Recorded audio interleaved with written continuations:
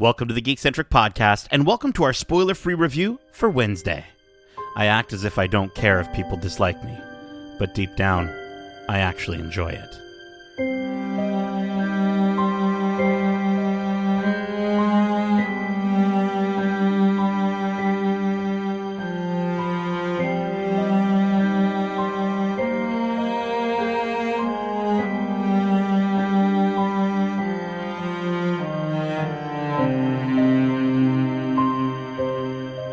Hey there, my name is Nate, and this is our spoiler-free review for Wednesday.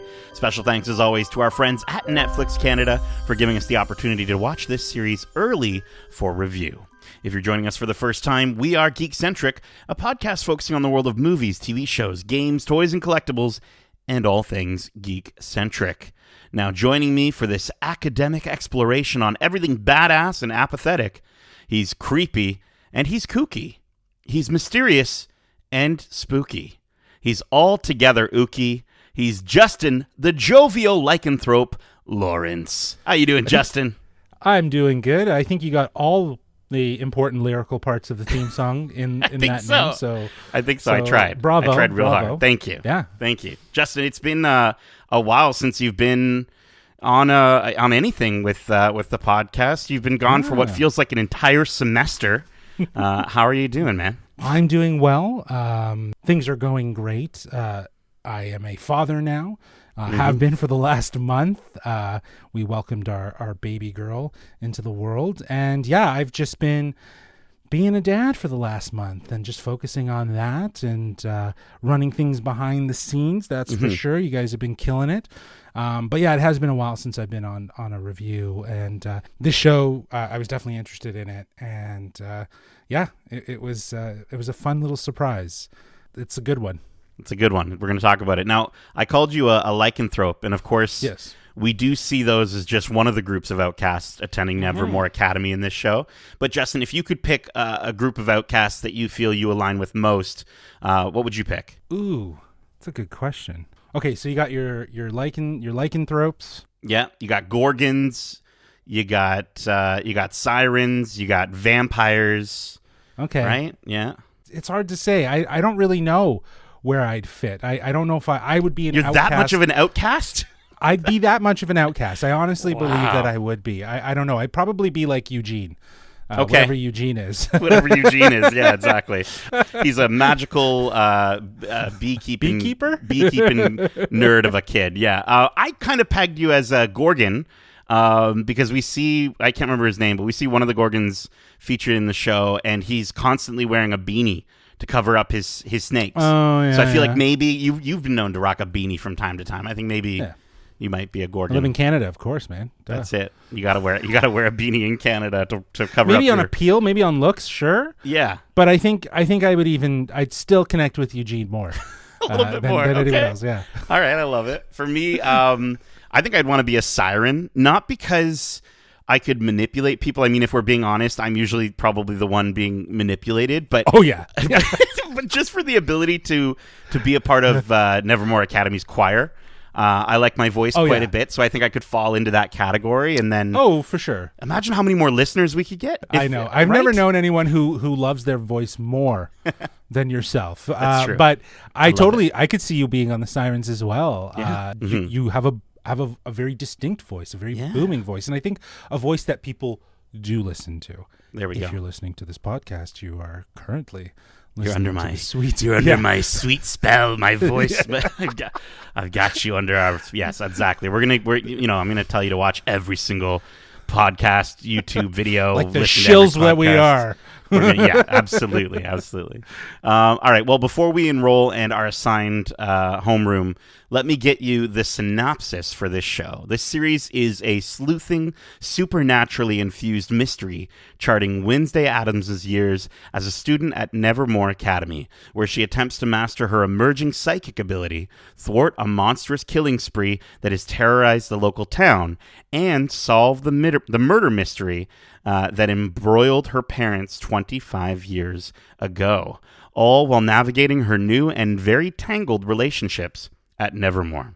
The series cast includes Jenna Ortega, Gwendolyn Christie, Jamie McShane, Percy Hines-White, Hunter Doohan, Emma Myers, Joy Sunday, Naomi J. Ogawa, Musa Mustafa, Georgie Farmer, Ricky Lindholm, Victor Theodore Dorabantu, and Christina Ricci, and guest stars Catherine Zeta-Jones, Luis Guzman, Isaac Ordonez, and Fred Armisen. The show is run by showrunners Alfred Goff and Miles Miller, and executive produced and directed by the great Tim Burton.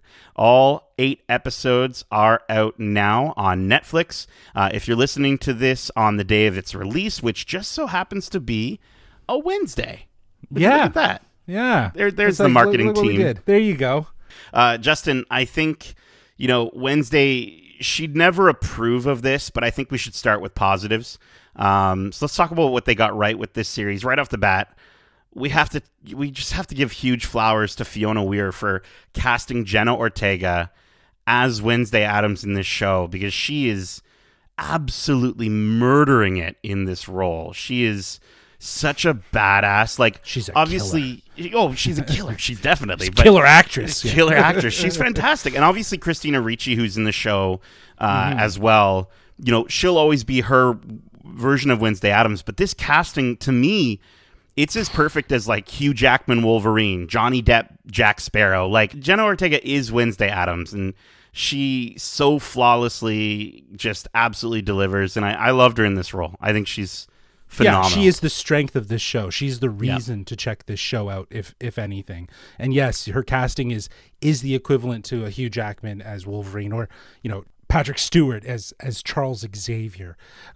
She is defining the role based on her portrayal, and she embraces everything that's come before her and introduces a lot of new modern traits.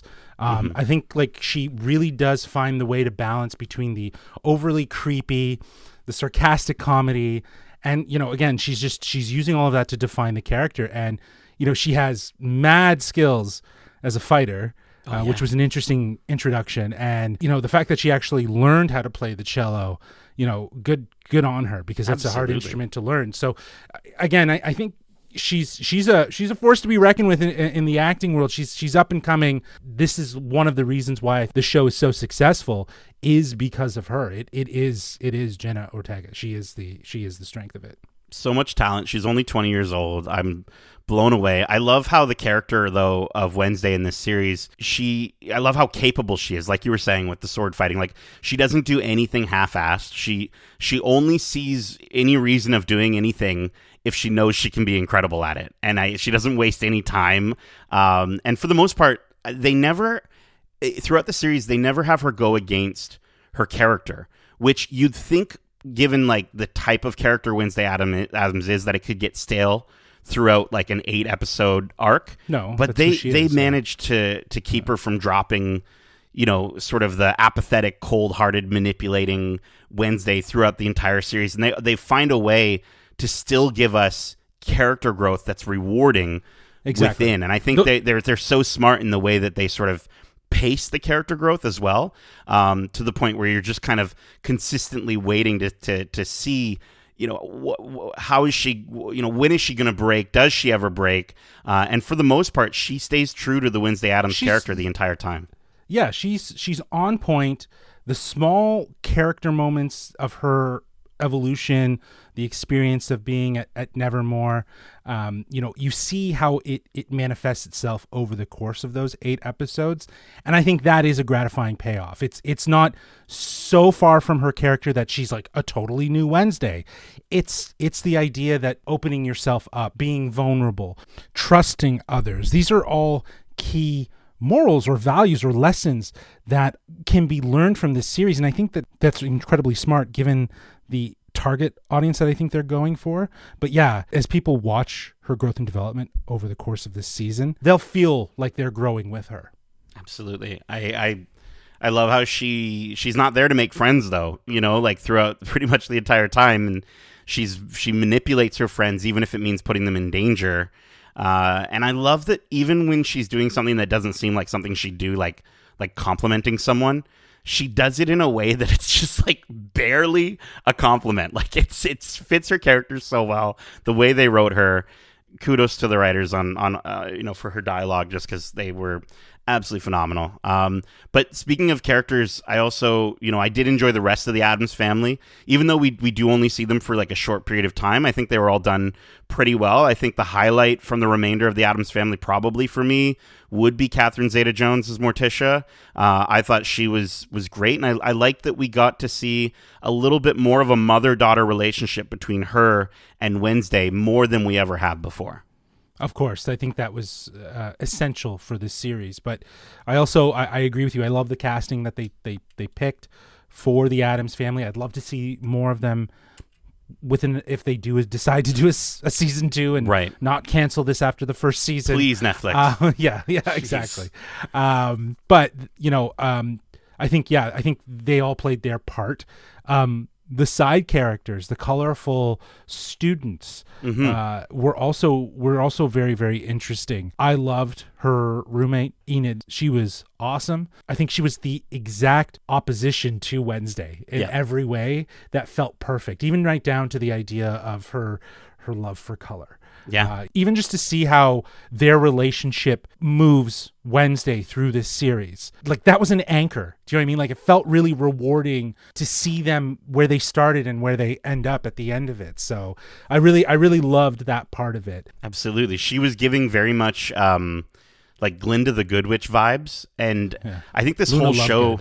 Yeah, Luna Lovegood as well. Oh yeah, definitely. And I think I got a lot of vibes of Wicked, a lot of vibes of Harry Potter. Harry Potter to a T, right? A little bit of Veronica Mars thrown in at times, but then I was thinking even Harriet the Spy. Like, definitely Veronica Mars, but like Harriet the Spy, I thought, I guess Veronica Mars is more teen dramedy, of which they're going for with this, but like mixing in a whodunit murder mystery in a school that's very similar to Hogwarts, like that works for me. And the outcasts and these misfits all feeling different from one another and having this sense of almost houses, but they're not really houses. It does allow you to, as you were mentioning at the top of the show, it allows you to identify with the different outcasts and who they are and the normies. You know what I mean? Like, like it's just, I thought that all actually really worked as like a way to take Wednesday and evolve her beyond just being a part of the Addams family, but as her own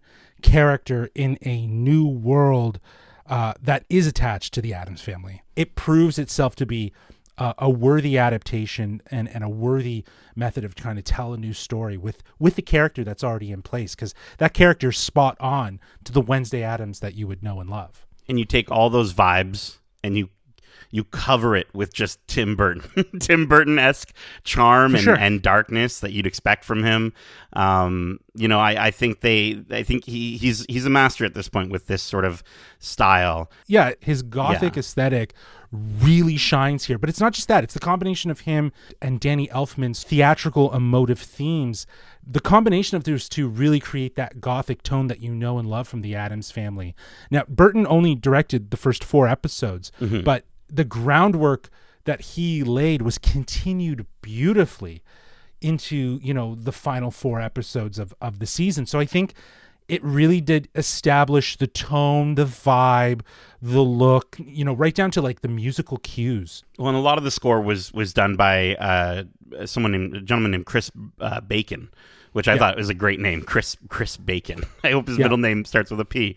But I thought the way that he works the themes from Danny Elfman into kind of more modern feeling sort of show of today, it moves it into like this 2022 epic theme, epic strings, but then we get like we still get the harpsichord riddled throughout. And then you mentioned the Jenna Ortega playing the cello. There's an incredible cello performance of Painted Black, which I don't care how many times I hear that song done in like an epic version, it'll never get old in terms of like just hyping me up, because that moment is absolutely stellar, and probably one of my favorite moments in the show is just her playing the cello. The music was fantastic, but also like I mentioned Christina Ricci earlier.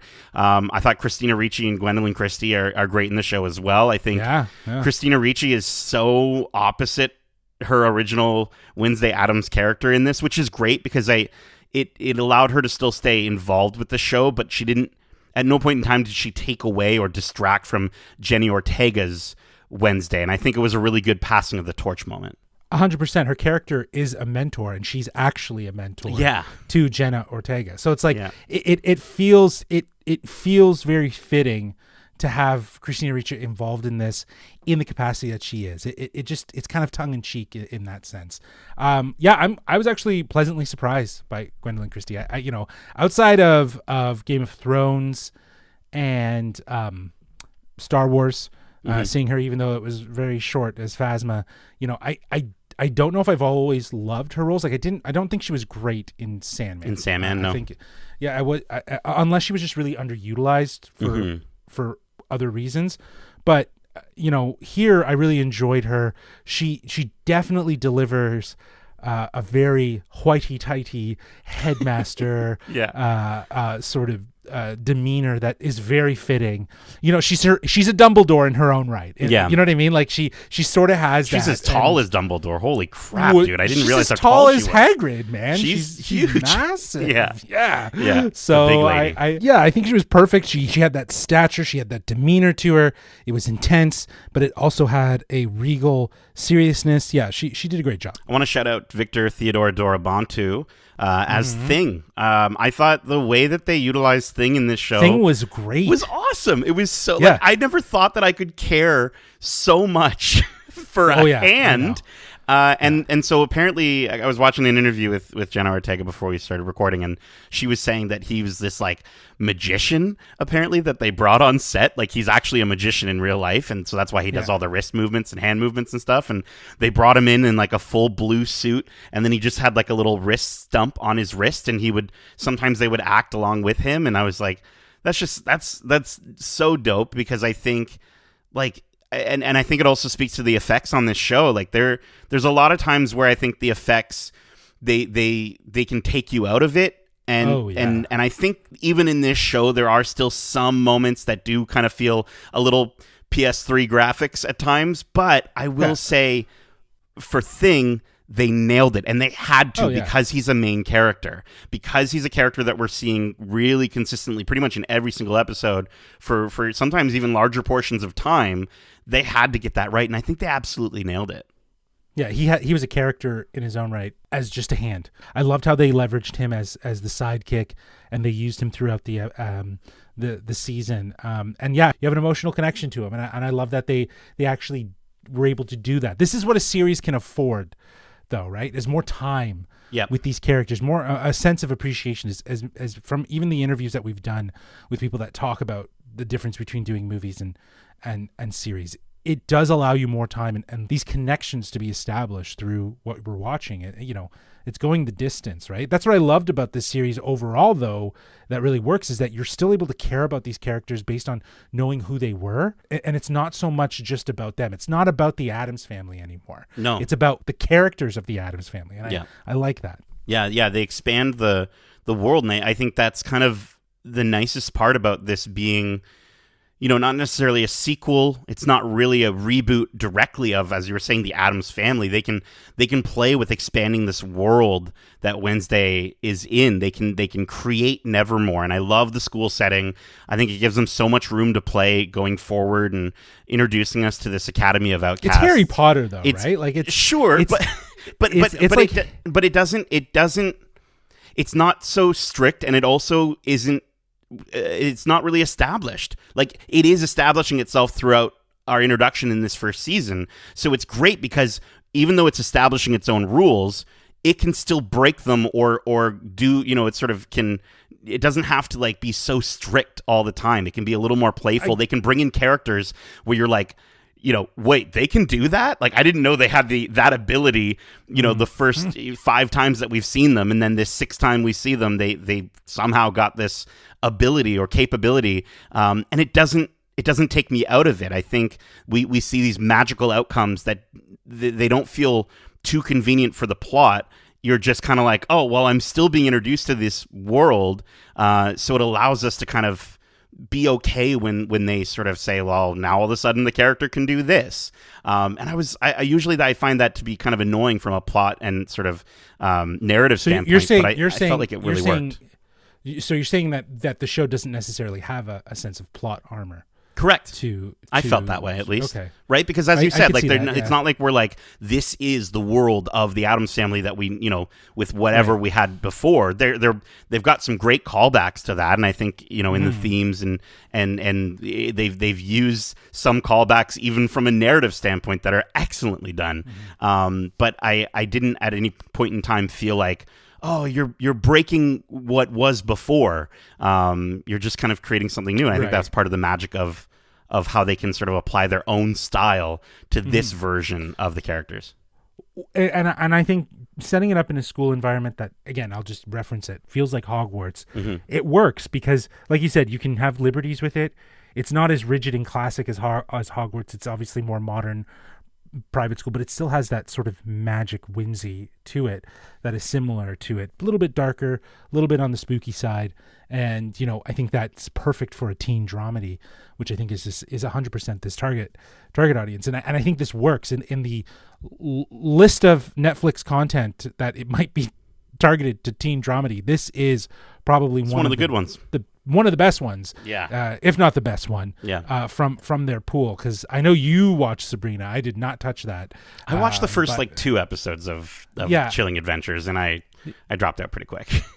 So you know what I mean. And I know Riverdale, Riverdale was pretty on par with being very WB, like you said, as or a CW, or CW, very CW. I think it's actually syndicated on CW with Netflix, the two share it. I think Netflix bought it or something. Probably something, but it's also gotten in the weird territories as well. But again, I think this struck the right balance of being teen drama-esque with a new level of maturity. A little more gore, a little more darkness. The whodunit, murder mystery was good. I probably would say I would wish that they pushed it a little bit more. But for the amount of it, it was good. I also just wanted to quickly shout out the set design. I think was really excellent. I think design's so good. I loved it. Right, I love the fact that we're not.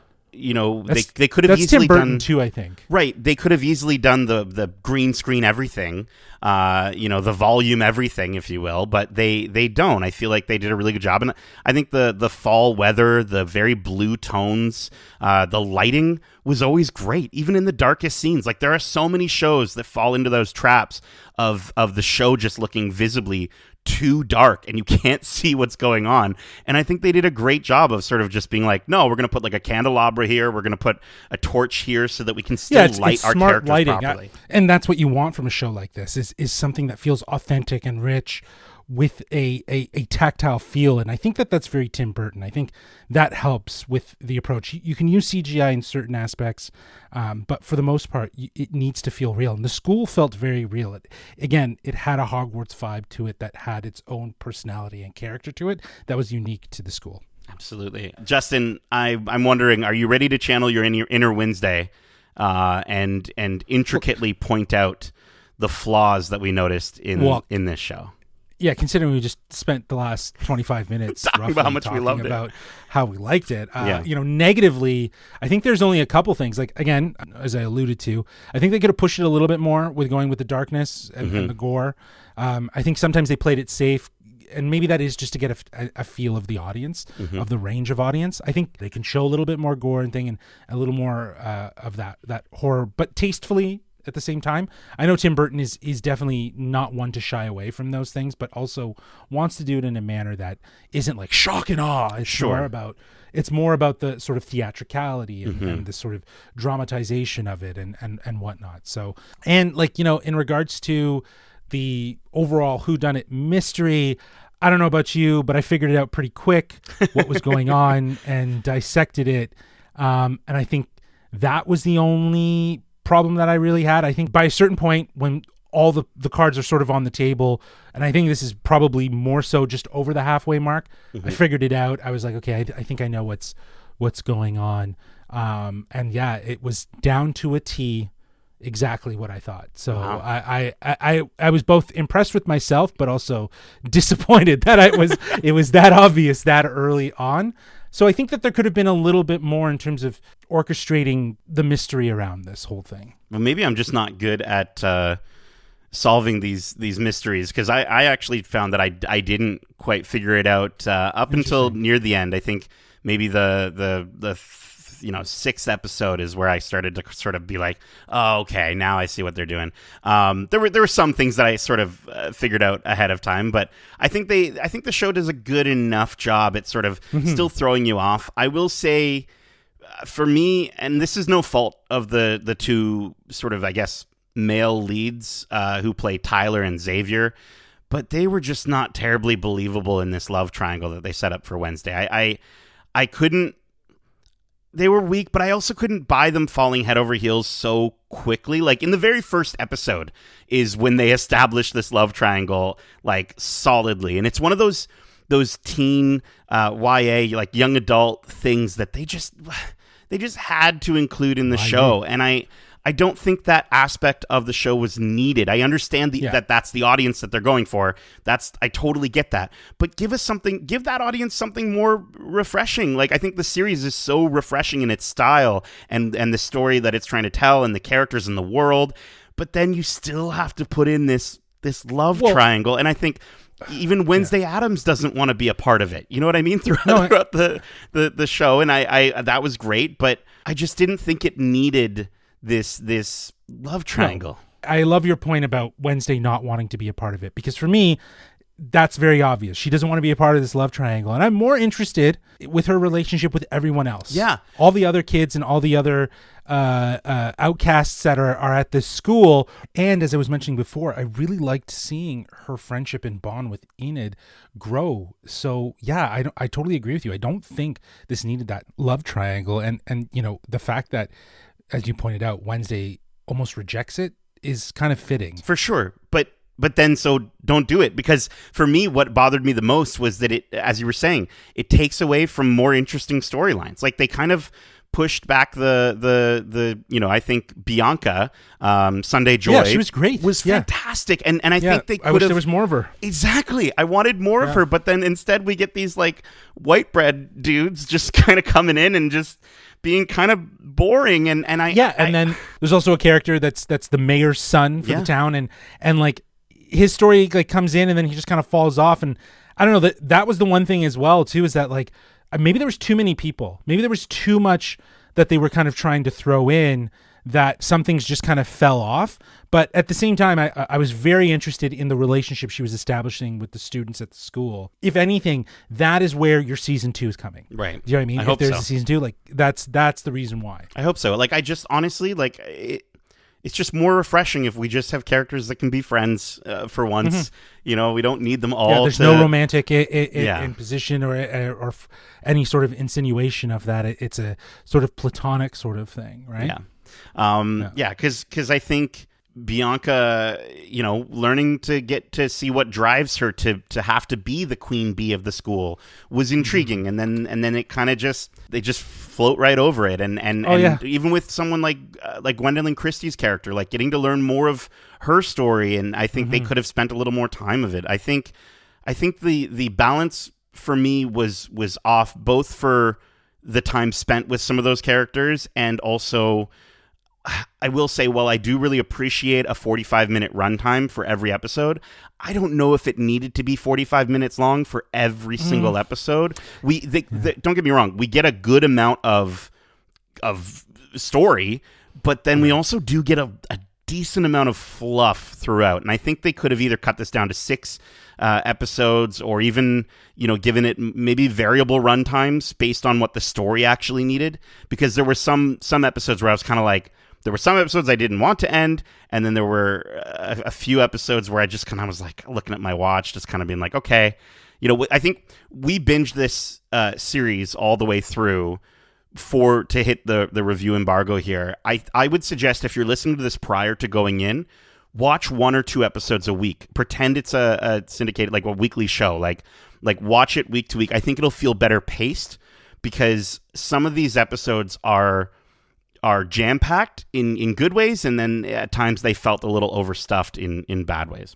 The only reason why the 45 minutes helps is that it doesn't necessarily pigeon the series into the typical teen dramedy. It gives it a little bit more maturity and seriousness, even though it is very much a teen drama, given all that we've talked about. But I agree with you. I think, the fluff that you're talking about is very much centered around that love triangle that you were referencing before. So I feel like if they were to cut down on that and, again, focus more on the things that were working, like, the whodunit mystery, also just the student interactions and building out, Nevermore a little bit more. I think naturally the episodes would have been shorter and not necessarily as drawn out. Totally. Yeah. Well, listen, I as mature as this podcast is, I don't think we need to go 45 minutes. So let's get to our final thoughts on this on this series, as well as your rating, which we're going to be rating on a scale of 1 to 5 of things fingers. Yeah, I don't know if there's much more I can really say. Jenna Ortega is the strength of this show. Her casting in this role is top tier. She delivers on being the Wednesday we know and love, with nuances of a new direction to take the character, and she really does embrace the kooky, scary, and all the sarcastic comedy that you would want. I love that her dry sense of humor does serve as the comedy of the series overall. I love that this whole series tries to take Wednesday further in telling news stories. I think that's a huge win for this series. Finding a place where it can be a teen dramedy with a whodunit mystery, and you throw a little Hogwarts in there, it works. It really does work. And you have, again, Jenna Ortega as your main character carrying that. It all comes together really well. I think Tim Burton did a great job setting this series up with the vibe that it needed to have, feeling gothic yet modern with its approach, because it has the sensibility of TV show filming, but it has the world building elements of Tim Burton. It has that gothic, dark, spooky vibe that you want. And Danny Elfman, designing the themes, the two of them very much help set up to give this series its own characteristics and make it very unique. And I think everyone that's been a part carries that really, really well. The two showrunners, Alfred Goff and Miles Miller, their vision for this story that brings everything we know and love about the Addams family into a new generation with a focus on a key character, Wednesday. And I think they nailed it. They hit it out of the park with this one. There are some shortcomings, as we were mentioning. It's not perfect, but none of it is so distracting that it takes away from the overall experience. There's a lot of positives that outweigh those negatives. So for that reason, I'm going to give this series a 4 out of 5 fingers. Did I say that right? I think so. Yeah. I think this, as we were saying, is much better than Netflix's, previous series in the same vein. It's better. It's way better than a Chilling Adventures of Sabrina. Way better than a Shadow and Bone, and it's especially better than Riverdale. Holy crap! The show gets its ability to craft its own world, and it's a world that I was bought into so quickly. I do wish that we spent more time with some characters and didn't have to fall into the young adult trope of a love triangle that just felt so forced. But I will say again, the world we got to spend time with and the murder mystery throughout the season was great. And it was just all, like we've been constantly championing here, it was carried by Jenna Ortega's stellar performance. Seeing her do so much with her eyes while doing so little with her face was the perfect way to keep the apathetic dark charm going throughout without it getting stale. And I think, Danny Elfman's themes with Chris Bacon and what he sort of brought and brought that forward just added so much charm to the show. And I think it overall, the creepy and kooky style of Tim Burton, we get to see it here now modernized into this series. I don't think they needed to make every episode 45 minutes long, as I said, but again, maybe I just feel that way because we binged it. So take your time with it. You'll probably enjoy it more if you watch it 1 or 2 episodes at a time. Please watch this show because I do want a second season. But with that said, I'm going to give Wednesday a very solid 4 out of 5 fingers. We're giving them high 4s, Justin. High 4s. There we go. He's more than capable of that. He's very talented. Well, that is it. We hope you enjoyed this spoiler-free review for Wednesday. And if you did, make sure to subscribe to us wherever you like to listen to podcasts. And if you want to write into the show with your thoughts on this series or any of the movies or shows we cover, well, I'm going to wolf out and I'm going to howl at Justin to tell you how you can reach us. Okay. I don't even understand what just happened, but they can reach us at wearegeekcentric@gmail.com. That's wearegeekcentric@gmail.com. Or they can reach out to us on Twitter at GeekcentricYT or on Instagram at wearegeekcentric. Dude, have you ever wolfed out before? It's a trip, dude. Holy moly. Clearly not like you. Not like me. That was a hard wolf out, man. Like I'm tired for you. You think I could get into season? Maybe I can. That's my audition for season 2. I think I'll send it in. I think it'll work. There you go. Yeah.